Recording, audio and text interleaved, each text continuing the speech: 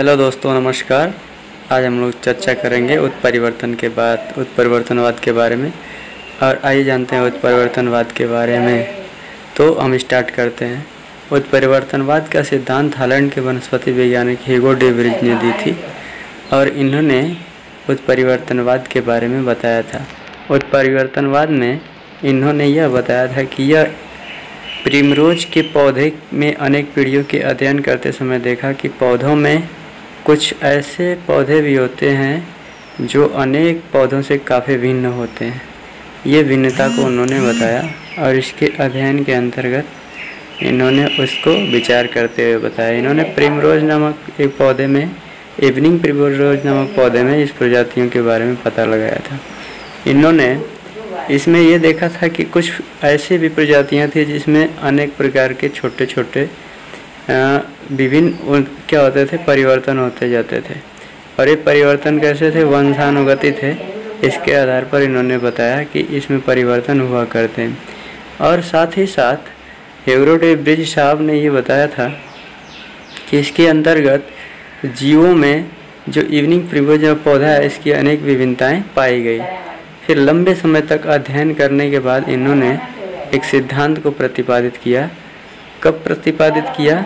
1901 में प्रतिपादित किया और वह सिद्धांत उत्परिवर्तनवाद के नाम से जाना गया। उत्परिवर्तनवाद के बारे में इन्होंने बताया था, इसके निम्न तथ्य सामने नजर आए। तो आइए जानते हैं कि इसके निम्न तथ्य किस प्रकार थे और क्या थे।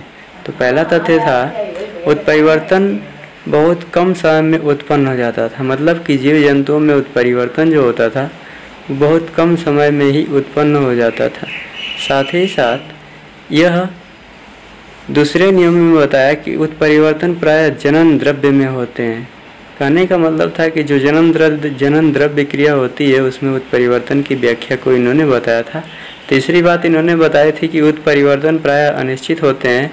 और चौथी दशाओं में इन्होंने बताया कि जाति परिवर्तन, जाति के भिन्न भिन्न प्राणियों में भिन्न भिन्न प्रकार के उत्परिवर्तन हो सकते हैं। कहने का मतलब था कि भिन्न भिन्न प्रजातियों में भिन्न भिन्न प्रकार के उत्परिवर्तन होते हैं।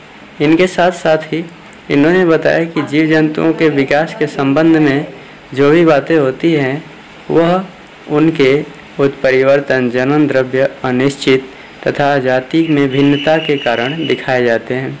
इसी तरह से अगला पॉइंट इन्होंने बताया था कि ये लाभदायक और हानिकारक दोनों प्रकार से हो सकते हैं।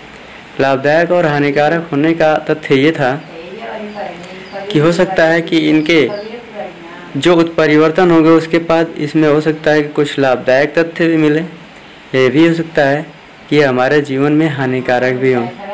तो और छठा लक्षण इन्होंने बताया कि जाति लक्षणों में आकस्मिक रूप से होने वाले परिवर्तन वंशानुगत परिवर्तन ही क्या कहलाते हैं? उत्परिवर्तन कहलाते हैं। तो इन्होंने उत्परिवर्तन के संबंध में कुछ तथ्य दिए जो निम्न थे, वो आपको बताए गए। और आइए जानते हैं कि उत्परिवर्तनवाद की आलोचना किसने किस प्रकार से की और इनमें कौन कौन सी कमियां निकाली गई थी, उस पर अध्ययन कर लेते हैं।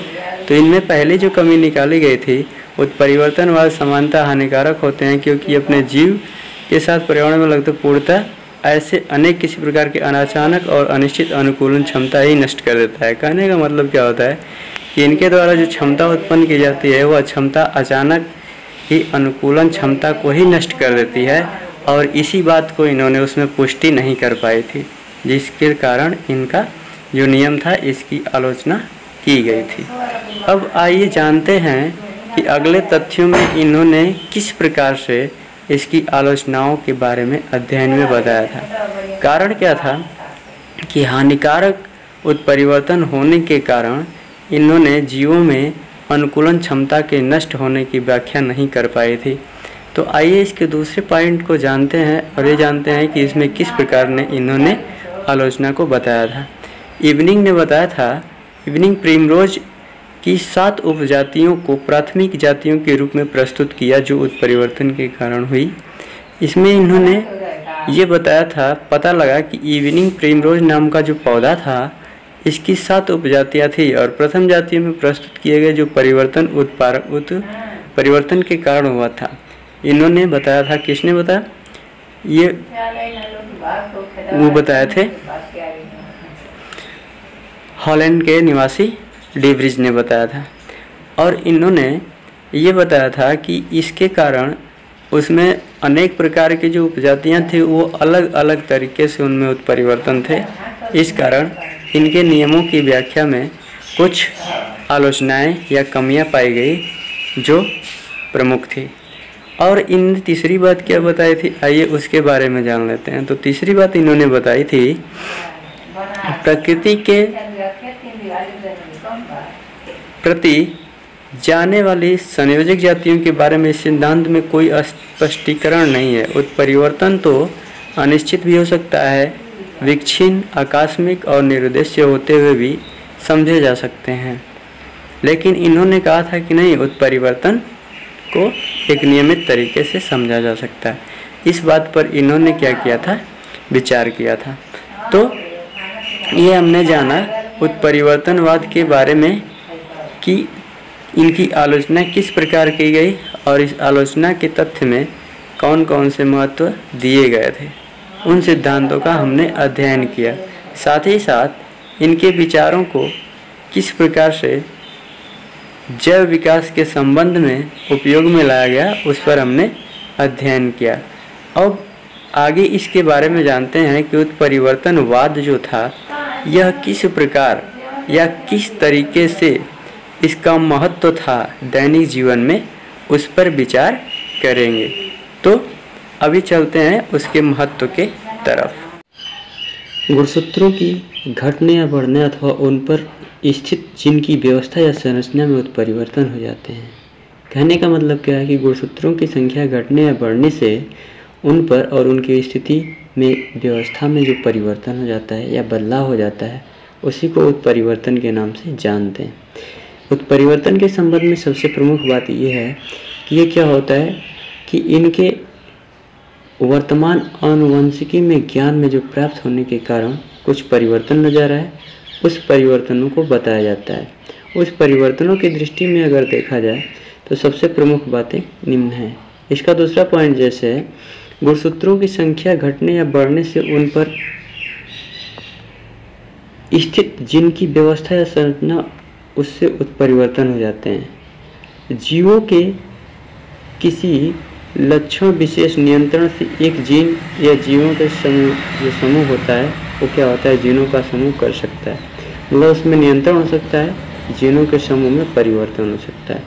तो ये था इनके दो महत्व। और इसकी सबसे प्रमुख बातें हैं कि जैसे जैसे इनमें उत्परिवर्तन होते हैं तो इनमें पैतृक गुण एक पीढ़ी से दूसरी पीढ़ी में ले जाते हैं। दूसरी पीढ़ी में जाने के साथ साथ होता क्या है कि जैव विकास के लिए सबसे महत्वपूर्ण विभिन्नताएं होती है और यह विभिन्नताएं उत्परिवर्तन द्वारा ही संभव हो पाती हैं। तथा सबसे प्रमुख बात है कि जो जीन होते हैं वह जीन में परिवर्तन होता है, जैसा कि आपको देखने को मिल जाएगा इसमें दूसरा पॉइंट। तो ये क्या होते हैं, धीरे धीरे जब एक पीढ़ी दूसरी पीढ़ी में बदलती है तो बदलने के साथ जीवों में परिवर्तन नजर आते हैं। यह परिवर्तन किसके कारण से होते हैं, उत्परिवर्तन के कारण। और ऐसा इसलिए होता है कि उत्परिवर्तन की सदा वंशागति होती है।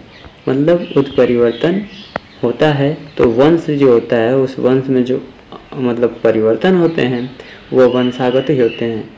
और इस परिवर्तन के साथ साथ इसके बारे में अध्ययन करते हैं।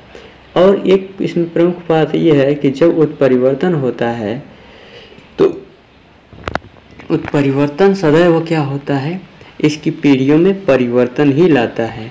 साथ ही साथ पीछे हम लोग समझ लेते हैं, पीछे पढ़ चुके हैं कि पिछले अध्ययनों में ह्यूगो डीब्रिज ने जो इवनिंग प्रिमरोज पौधों के अध्ययन में अनेक पीढ़ियों के बारे में बताया था, उन पीढ़ियों के अध्ययन में इन्होंने निम्न तथ्य दिया था। आइए उनको भी एक बार फिर से दोहरा लेते हैं। तो उत्परिवर्तन के महत्व को समझने के लिए इसका जो तीसरा नियम है वो आप देख लें, ये सामने आपके प्रस्तुत हो गया। उत्परिवर्तन प्रत्येक में होते रहता है, परंतु आवश्यक नहीं है कि इनमें कोई दूसरी या नई जाति उत्पन्न हो जाए। कहने का मतलब ये हुआ कि जब उत्परिवर्तन होता है तो उत्परिवर्तन के दौरान ये कोई ज़रूरी नहीं है कि उसकी पीढ़ी जो होगी उसमें कुछ न कुछ परिवर्तन होंगे। ये भी हो सकता है कि वो परिवर्तन या तो लाभदायक भी हो सकते हैं और हानिकारक भी हो सकते हैं, मतलब यह उपयोगी भी हो सकते हैं और अनुपयोगी भी हो सकते हैं। अतः इनका प्राकृतिक वर्ण होता है, मतलब यह प्रकृति में इनका चयन होता है, इनकी श्रृंखलाएं बदलती रहती हैं। तो ये हो गया आपका जैव विकास में उत्परिवर्तन का क्या महत्व है, किस प्रकार से जातियों का आदान प्रदान या अदलाव और बदलाव होता है, इसके संबंध में हमने अध्ययन किया। तो आज की वीडियो में उत्परिवर्तन के संबंध में हमने अध्ययन किया और अगली वीडियो में पढ़ेंगे पारिस्थितिकी तंत्र। तब तक के लिए आप लोगों से नमस्कार, जय हिंद, विदा लेते हैं और हमारे चैनल को सब्सक्राइब करें और नोटिफिकेशन बटन को दबाएं जिसकी नोटिफिकेशन आपको मिलती रहे। तब तक के लिए नमस्कार, बाय बाय।